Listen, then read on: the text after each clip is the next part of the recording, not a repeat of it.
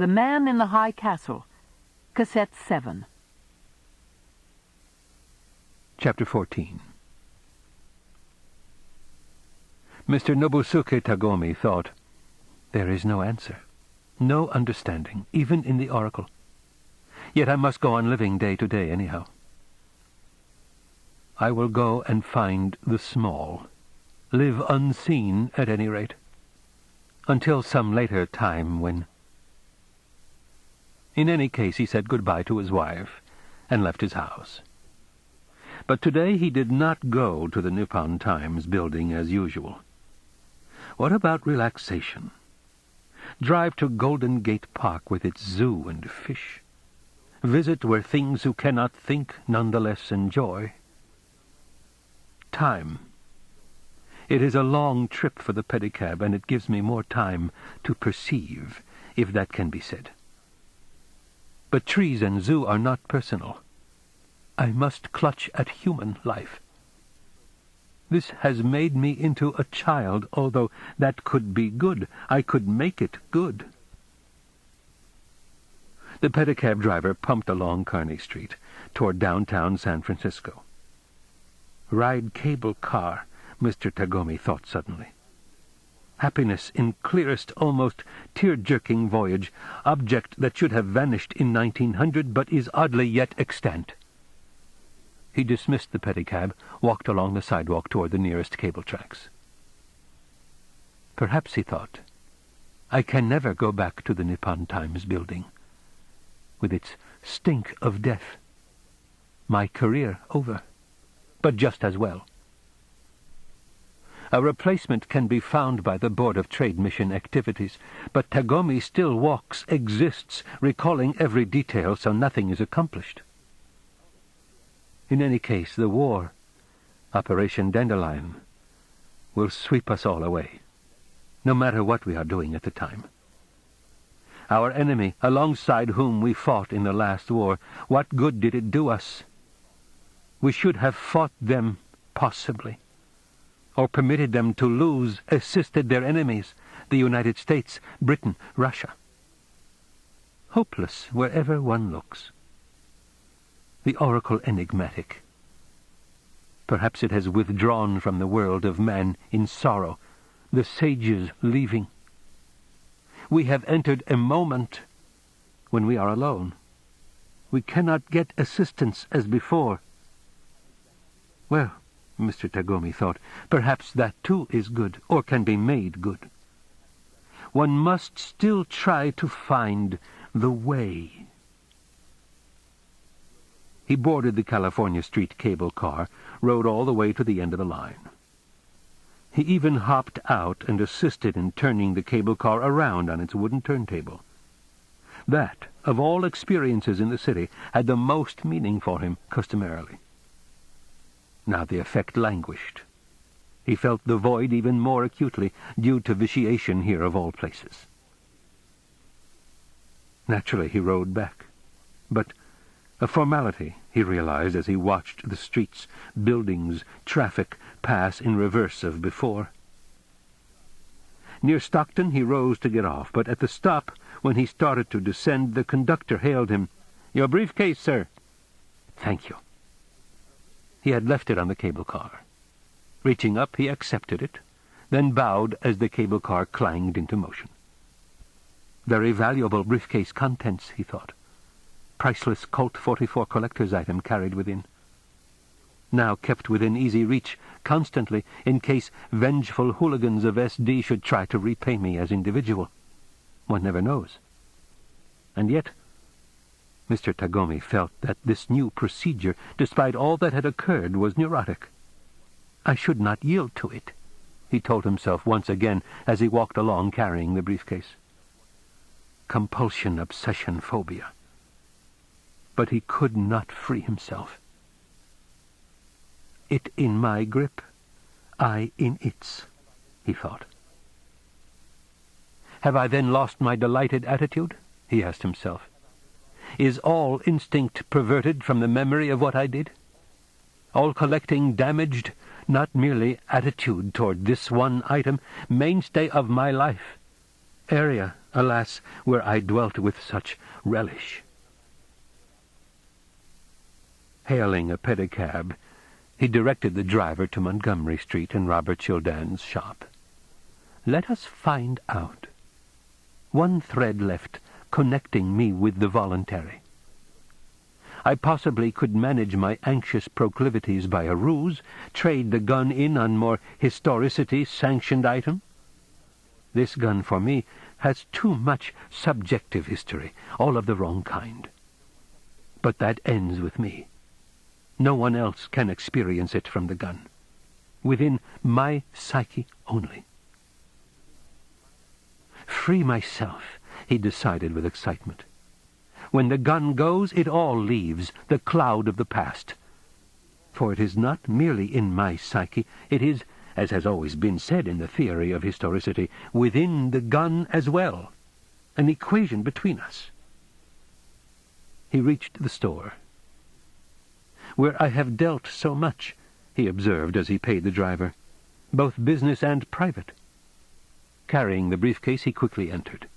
There, at the cash register, Mr. Childan, polishing with cloth some artifact. "Mr. Tagomi," Childan said with a bow. "Mr. Childan." He too bowed. "What a surprise! I am overcome." Childan put down the object in cloth. Around the corner of the counter he came, usual ritual, the greeting, etc. Yet Mr. Tagomi felt the man today somehow different, rather muted. An improvement, he decided.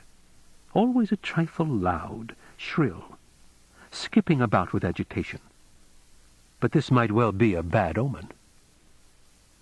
"Mr. Childan," Mr. Tagomi said, placing his briefcase on the counter and unzipping it, "I wish to trade in an item bought several years ago. You do that, I recollect." "Yes," Mr. Childan said, "depending on condition, for instance." He watched alertly. "Colt .44 revolver," Mr. Tagomi said. They were both silent, regarding the gun as it lay in its open teakwood box with its carton of partly consumed ammunition. Shade colder by Mr. Childan. Ah, Mr. Tagomi realized. "Well, so be it. You are not interested," Mr. Tagomi said. "No, sir," Mr. Childan said in a stiff voice. "I will not press it." He did not feel any strength. "I yield. Yin, the adaptive, receptive, holds sway in me, I fear." "Forgive me, Mr. Tagomi." Mr. Tagomi bowed, replaced the gun, ammunition, box in his briefcase. "Destiny. I must keep this thing." "You seem quite disappointed," Mr. Childan said. "You notice." He was perturbed. Had he let his inner world out for all to view? He shrugged. Certainly it was so. "Was there a special reason why you wanted to trade that item in?" Mr. Childan said. "No," he said, once more concealing his personal world, as should be. Mr. Childan hesitated, then said, "I wonder if that did emanate from my store. I do not carry that item." "I am sure," Mr. Tagomi said. "But it does not matter. I accept your decision. I am not offended." "Sir," Childan said, "allow me to show you what has come in. Are you free for a moment?" Mr. Tagomi felt within him the old stirring. Something of unusual interest? "Come, sir." Childan led the way across the store. Mr. Tagomi followed. Within a locked glass case, on trays of black velvet, lay small metal swirls, shapes that merely hinted rather than were. They gave Mr. Tagomi a queer feeling as he stopped to study. "I show these ruthlessly to each of my customers," Robert Childan said. "Sir, do you know what these are?" "Jewelry, it appears," Mr. Tagomi said, noticing a pin. "These are American-made, yes, of course, but, sir, these are not the old." Mr. Tagomi glanced up. Sir, these are the new. Robert Childan's white, somewhat drab features were disturbed by passion. This is the new life of my country, sir, the beginning in the form of tiny, imperishable seeds of beauty. With due interest, Mr. Tagomi took time to examine in his own hands several of the pieces. Yes, there is something new which animates these, he decided. The law of Tao is borne out here. When yin lies everywhere, the first stirring of light is suddenly alive in the darkest depths. We are all familiar. We have seen it happen before, as I see it here now. And yet for me they are just scraps. I cannot become rapt as Mr. R. Childan here. Unfortunately, for both of us. But that is the case. "Quite lovely," he murmured, laying down the pieces. Mr. Childan said in a forceful voice, "Sir, it does not occur at once." "Pardon?" "The new view in your heart." "You are converted," Mr. Tagomi said. "I wish I could be. I am not." He bowed. "Another time," Mr. Childan said, accompanying him to the entrance of the store. He made no move to display any alternative items, Mr. Tagomi noticed. "Your certitude is in questionable taste," Mr. Tagomi said. "It seems to press untowardly." Mr. Childan did not cringe.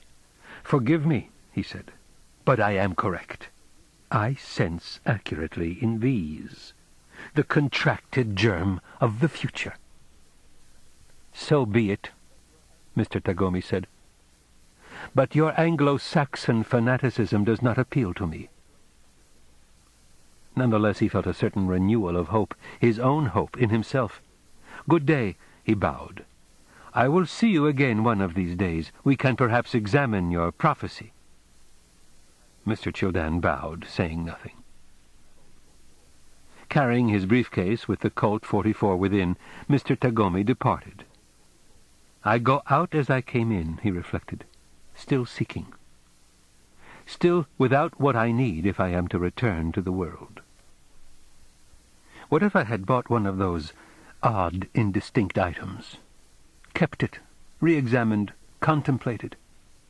Would I have subsequently, through it, found my way back? I doubt it.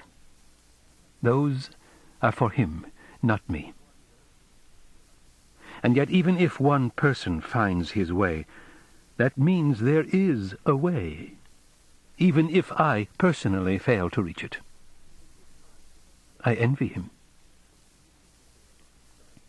Turning, Mr. Tagomi started back toward the store. There, in the doorway, stood Mr. Childan, regarding him. He had not gone back in. "Sir," Mr. Tagomi said, "I will buy one of those, whichever you select. I have no faith, but I am currently grasping at straws." He followed Mr. Childan through the store once more to the glass case. "I do not believe. I will carry it about with me, looking at it at regular intervals. Once every other day, for instance.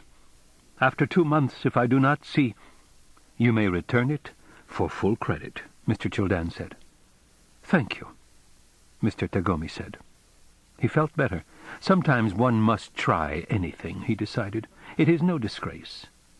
On the contrary, it is a sign of wisdom, of recognizing the situation. "This will calm you," Mr. Childan said. He laid out a single, small silver triangle ornamented with hollow drops. Black beneath, bright and light-filled above. "Thank you," Mr. Tagomi said. By pedicab, Mr. Tagomi journeyed to Portsmouth Square, a little open park on the slope above Kearney Street overlooking the police station. He seated himself on a bench in the sun. Pigeons walked along the paved paths in search of food. On other benches, shabby men read the newspaper or dozed. Here and there, others lay on the grass, nearly asleep.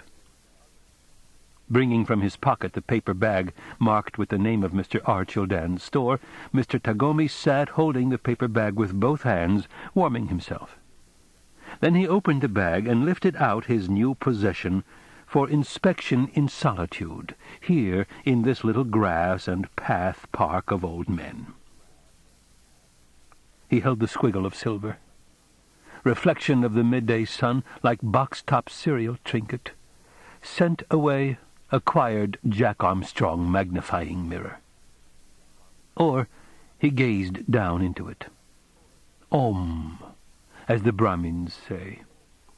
Shrunk spot in which all is captured. Both, at least in hint. The size, the shape. He continued to inspect dutifully. Will it come, as Mr. R. Childan prophesied? 5 minutes, 10 minutes? I sit as long as I can. Time, alas, will make us sell it short. What is it I hold while there is still time? Forgive me, Mr. Tagomi thought in the direction of the squiggle. Pressure on us always to rise and act.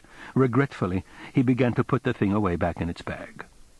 One final hopeful glance, he again scrutinized with all that he had. Like a child, he told himself. Imitate the innocence and faith. On seashore, pressing randomly found shell to head. Hearing in its blabber the wisdom of the sea.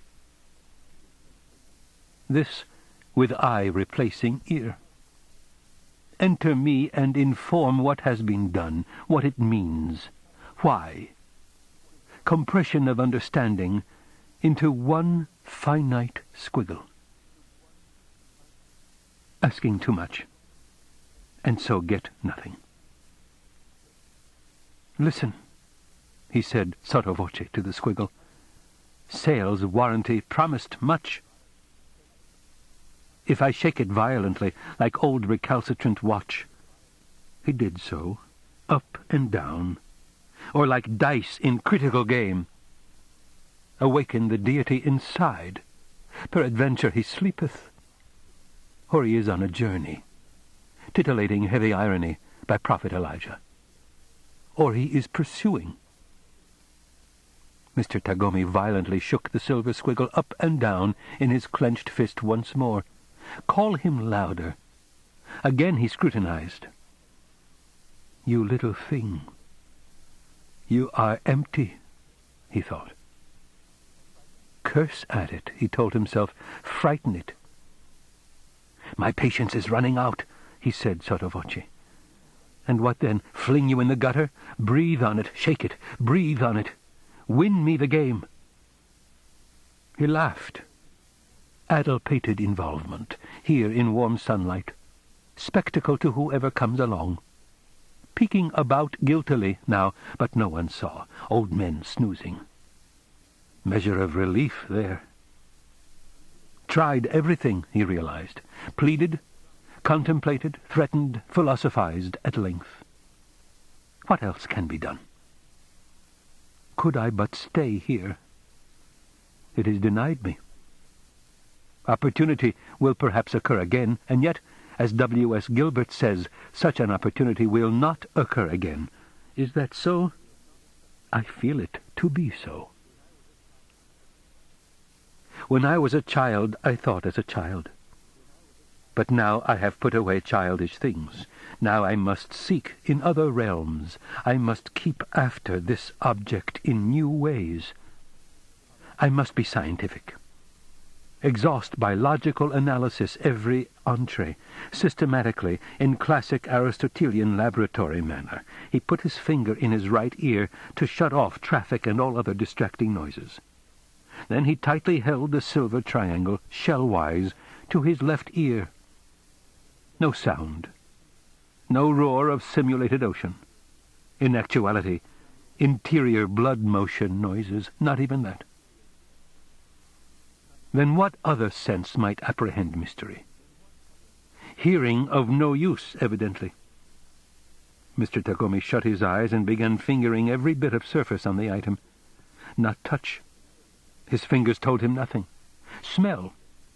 He put the silver close to his nose and inhaled. Metallic, faint odor, but it conveyed no meaning. Taste.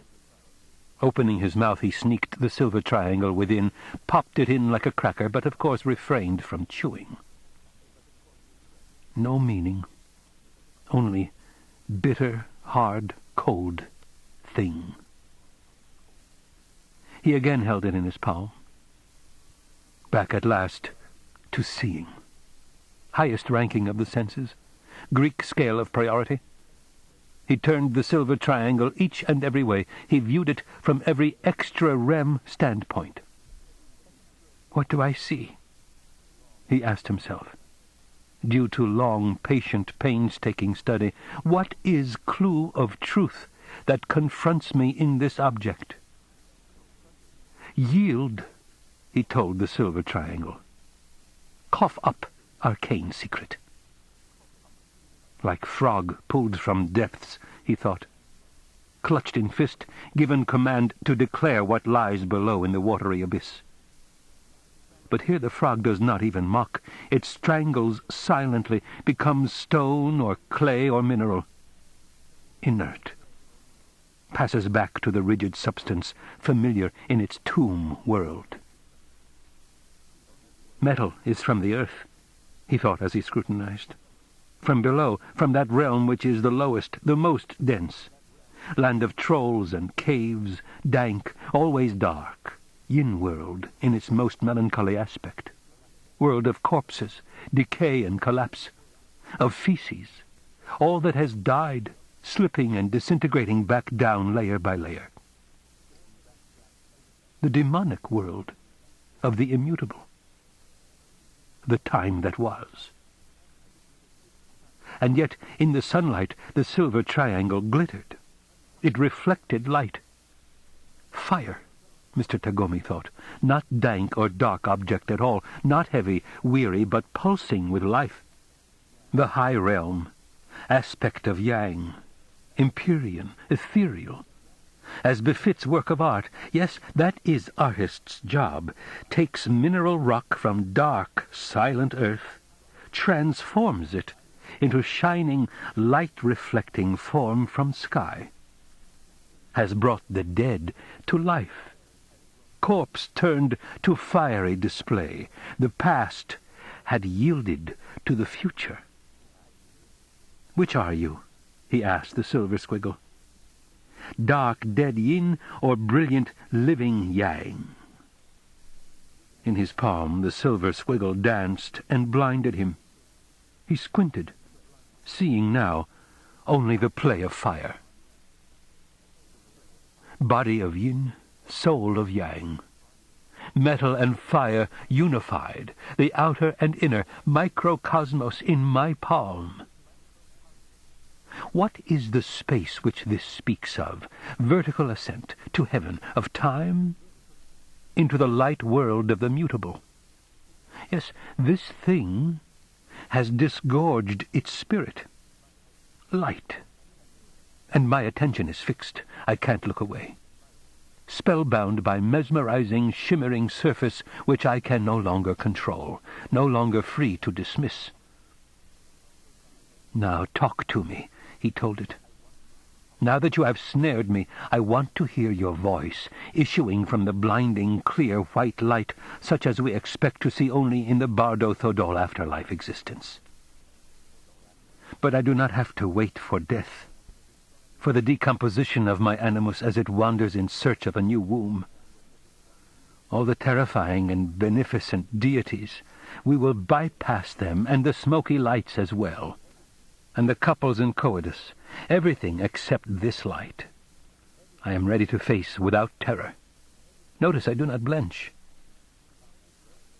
I feel the hot winds of karma driving me. Nevertheless, I remain here. My training was correct. I must not shrink from the clear white light, for if I do, I will once more re-enter the cycle of birth and death, never knowing freedom, never obtaining release. The veil of Maya will fall once more if I... The light disappeared. He held the dull silver triangle only. Shadow had cut off the sun. Mr. Tagomi glanced up. Tall, blue-suited policeman standing by his bench, smiling. "Eh?" Mr. Tagomi said, startled. "I was just watching you work that puzzle." The policeman started on along the path. "Puzzle," Mr. Tagomi echoed. "Not a puzzle." "Isn't that one of those little puzzles you have to take apart? My kid has a whole lot of them. Some are hard." The policeman passed on. Mr. Tagomi thought, spoiled. My chance at nirvana. Gone. Interrupted by that white barbarian Neanderthal yank. That subhuman, supposing I worked a child's puerile toy. Rising from the bench, he took a few steps unsteadily. Must calm down. Dreadful low-class, jingoistic, racist invectives, unworthy of me. Incredible, unredemptive passions clashing in my breast. He made his way through the park. Keep moving, he told himself, catharsis in motion. He reached periphery of park. Sidewalk, Kearney Street. Heavy, noisy traffic. Mr. Tagomi halted at the curb. No pedicabs. He walked along the sidewalk instead. He joined the crowd. Never can get one when you need it. God, what is that? He stopped, gaped at hideous, misshapen thing on skyline, like nightmare of roller coaster suspended, blotting out view. Enormous construction of metal and cement in air. Mr. Tagomi turned to a passerby, a thin man in rumpled suit. "What is that?" he demanded, pointing. The man grinned. "Awful, ain't it? That's the Embarcadero Freeway. A lot of people think it stinks up the view." "I never saw it before," Mr. Tagomi said. "You're lucky," the man said, and went on. Mad dream, Mr. Tagomi thought. Must wake up. Where are the pedicabs today? He began to walk faster. Whole vista has dull, smoky, tomb world cast. Smell of burning, dim grey buildings, sidewalk, peculiar harsh tempo in people, and still no pedicabs.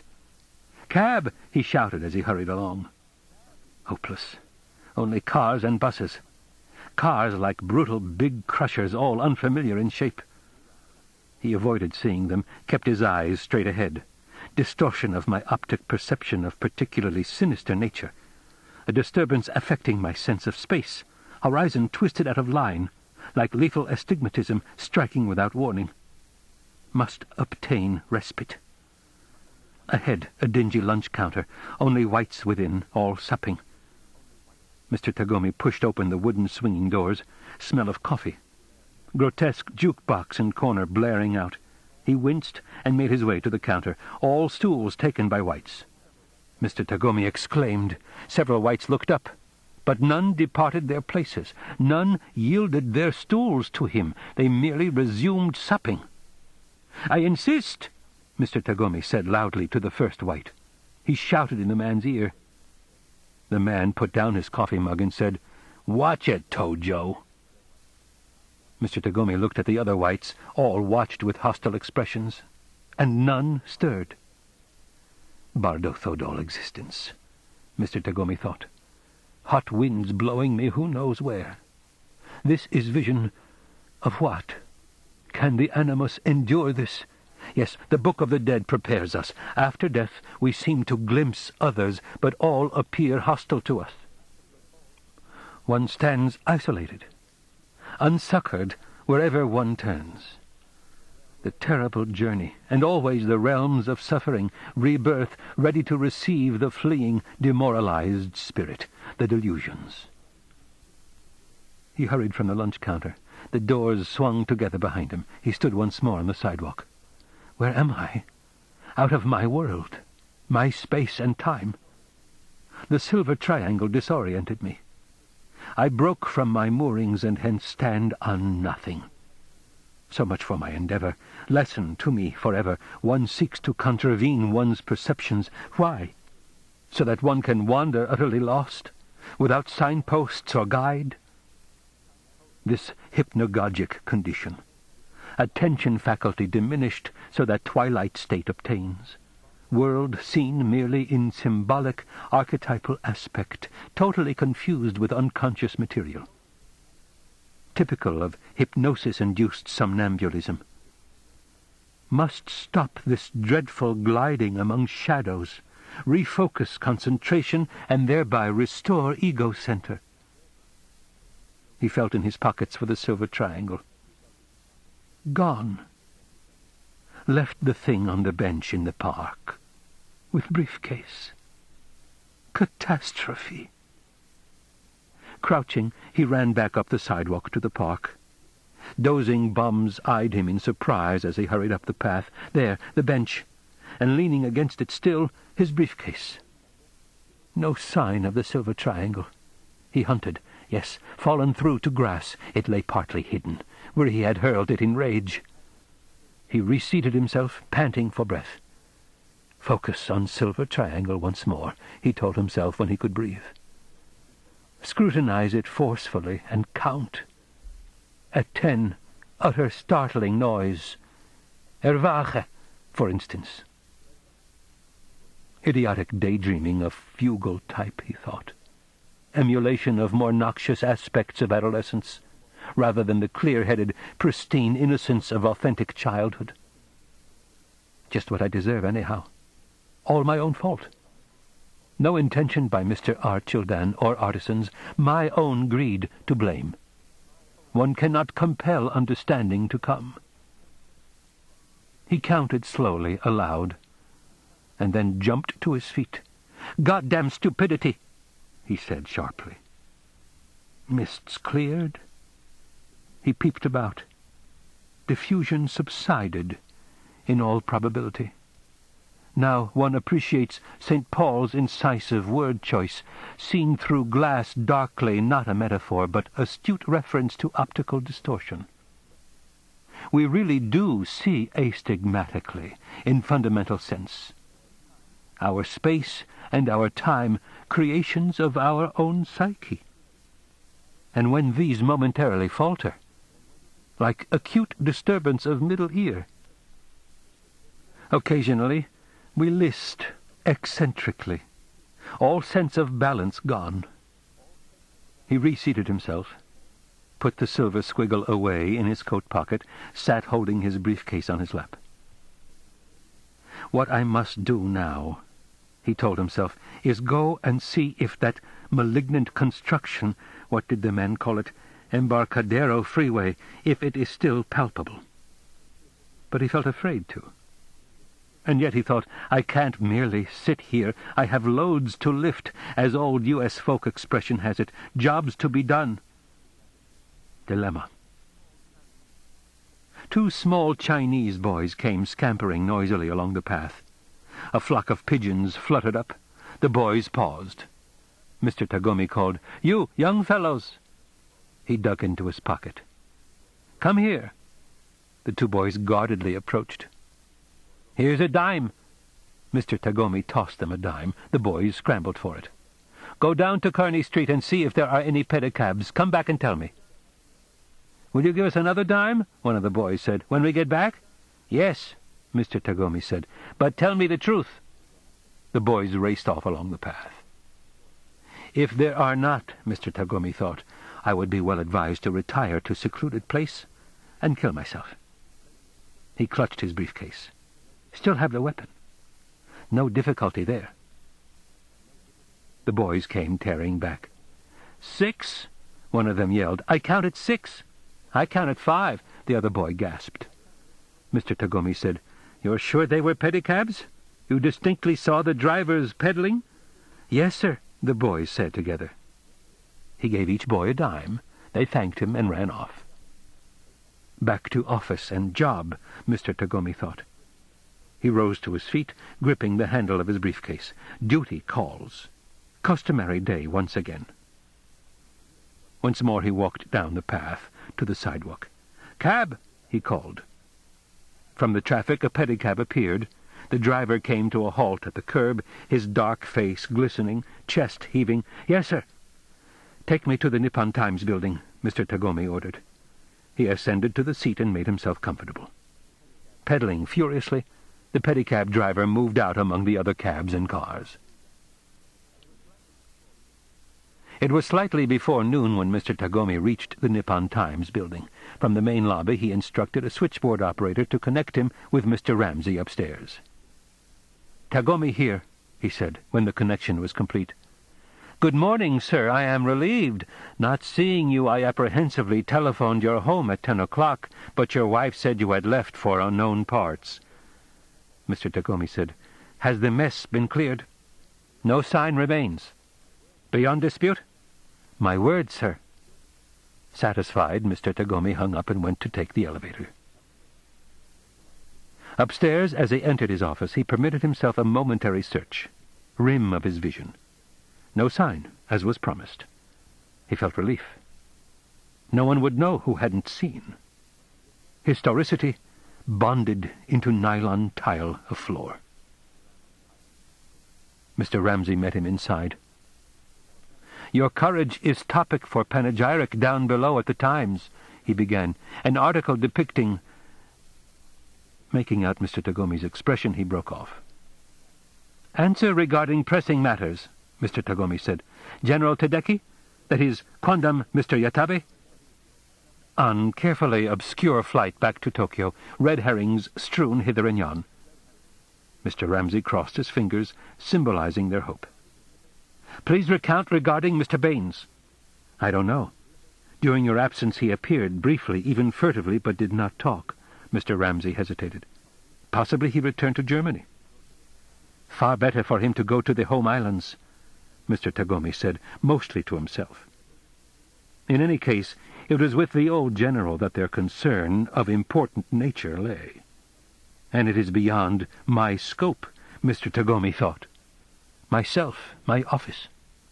They made use of me here, which naturally was proper and good. I was their, what is it deemed, their cover. I am a mask, concealing the real. Behind me, hidden actuality goes on, safe from prying eyes." Odd, he thought. Vital sometimes to be merely cardboard front, like cotton. Bit of Satori there, if I could lay hold of it.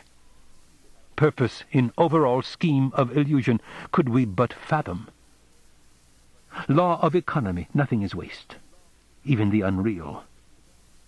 What a sublimity in the process. Miss Afrakian appeared, her manner agitated. "Mr. Tagomi, the switchboard sent me."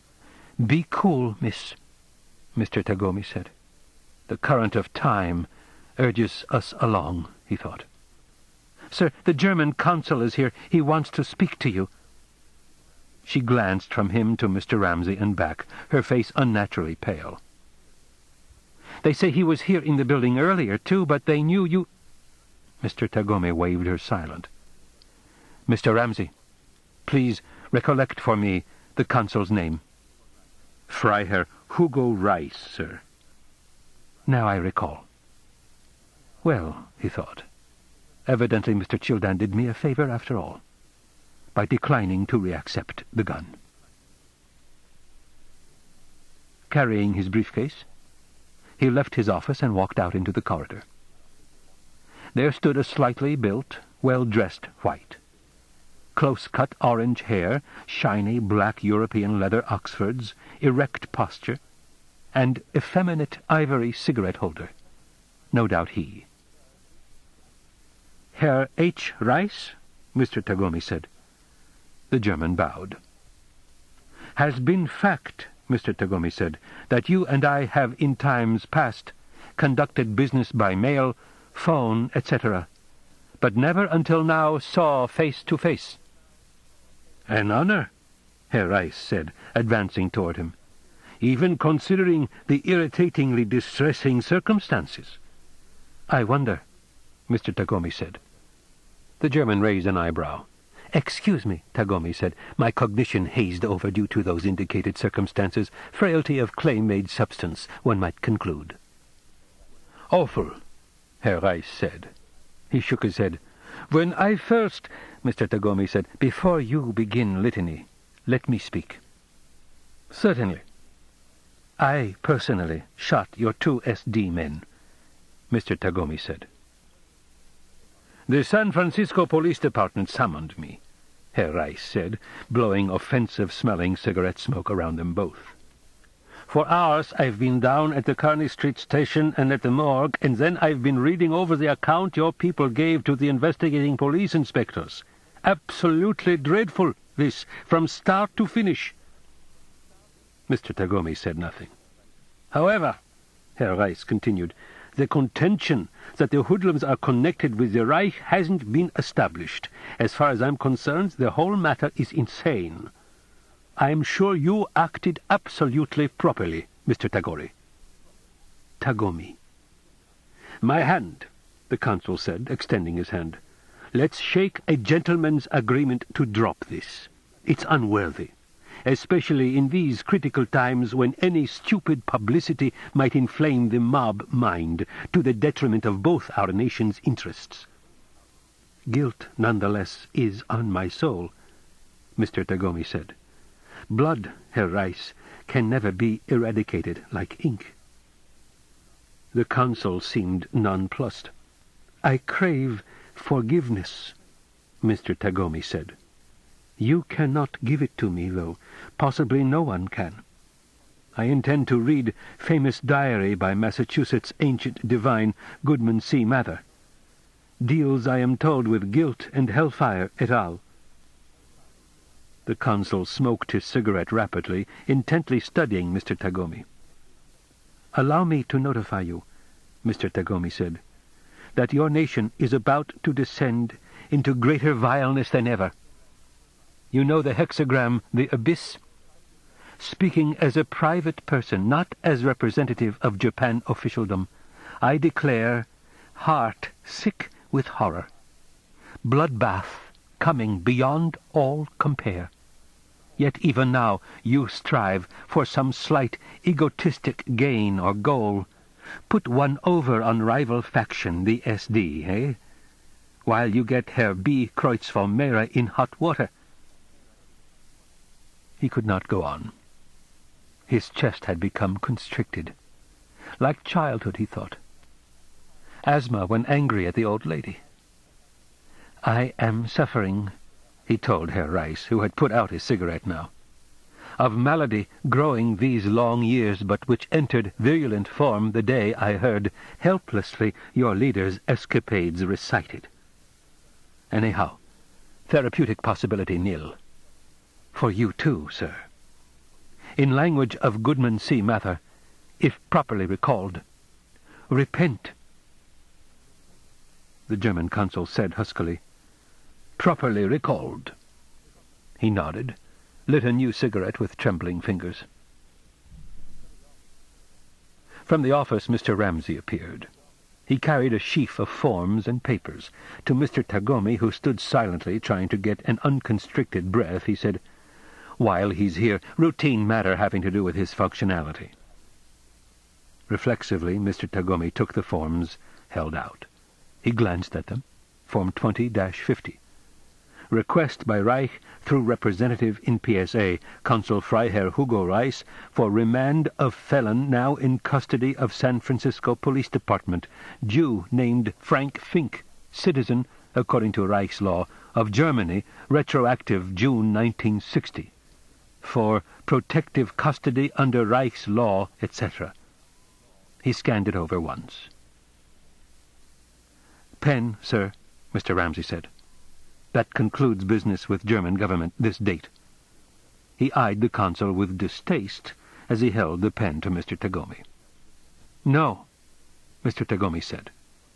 He returned the 20-50 form to Mr. Ramsay. Then he grabbed it back, scribbled on the bottom, "Release. Ranking Trade Mission, SF Authority, vide Military Protocol 1947. Tagomi." He handed one carbon to the German consul, the others to Mr. Ramsay along with the original. "Good day, Herr Reiss." He bowed. The German consul bowed, too. He scarcely bothered to look at the paper. Please conduct future business through immediate machinery such as mail, telephone, cable, Mr. Tagomi said. Not personally. The consul said, You're holding me responsible for general conditions beyond my jurisdiction. Chicken shit, Mr. Tagomi said. I say that to that. This is not the way civilized individuals conduct business, the consul said. You're making this all bitter and vindictive, where it ought to be mere formality with no personality embroiled. He threw his cigarette onto the corridor floor, then turned and strode off. Take foul, stinking cigarette along, Mr. Tagomi said weakly, but the consul had turned the corner. Childish conduct by self, Mr. Tagomi said to Mr. Ramsay. You witnessed repellent, childish conduct. He made his way unsteadily back into his office. No breath at all now. A pain flowed down his left arm, and at the same time a great open palm of hand flattened and squashed his ribs. Oof, he said. Before him no carpet, but merely shower of sparks rising red. Help, Mr. Ramsay, he said, but no sound. Please. He reached out, stumbled, nothing to catch even. As he fell he clutched within his coat the silver triangle thing Mr. Childan had urged on him. Did not save me, he thought, did not help. All that endeavor. His body struck the floor. Hands and knees, gasping, the carpet at his nose. Mr. Ramsay now rushing about, bleating. Keep equipoise, Mr. Tagomi thought. I'm having a small heart attack, Mr. Tagomi managed to say. Several persons were involved now, transporting him to couch. Be calm, sir, one was telling him. Notify wife, please, Mr. Tagomi said. This ends side 1 of cassette 7. Please turn the cassette over and start side 2 at the same point.